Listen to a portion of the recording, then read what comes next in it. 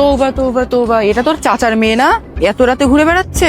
আমার চাচাকে আমি কতবার বারণ করেছি যে মেয়েকে জব করিও না। কে শুনে কার কথা? মেয়ে ইনকাম করছে আর শুয়ে শুয়ে খাচ্ছে। ছি ছি ছি ছি, কি লজ্জার ব্যাপার। চল চাচার সাথে আজকে শেষবারের মতন কথা বলবো। খুকি এসেছিস? আজকে আমার স্যালারি দিয়েছে। তোমার যে ওষুধগুলো শেষ হয়ে গেছিল না, সেগুলো আমি সব এনেছি। তুমি চিন্তা করো না, আরাম করো। ও চাচা, নিজের মেয়েকে একটু সামলাও। যদি কাজ করতে চাই তাহলে সে যেন চার দেয়ালের মধ্যে করে, বাইরে যেন না যায়। লোকের নানান ধরনের কথা, মান সম্মান তো রাখলোই না। আমি কি এমন কাজ করলাম ভাই যে তোমার মান সম্মানে আঘাত লাগছে? বাহ, মেয়েকে তো খুব ভালোই আদব কায়দা শিখিয়েছেন। বড়দের সাথে কি এইভাবে কথা বলতে হয়? চুপ! অনেক সহ্য করেছি তোমাদের ফালতু কথা। আমি বাইরে জব করতে যাই, সেটা তোমাদের চোখে পড়ে, কিন্তু আমার পাপা অসুস্থ, এটা তোমাদের চোখে পড়ে না?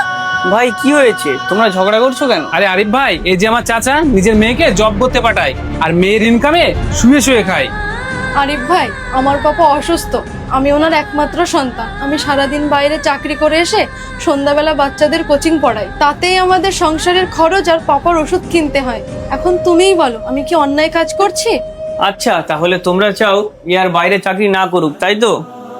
তাহলে এখন থেকে তোমাদের সংসার আর তোমার পাপার ঔষধের যাবতীয় খরচ এরা বহন করবে। যদি তোমরা এই খরচগুলো বহন করো, তাহলে আমার চাকরি ছাড়তে কোনো আপত্তি নেই।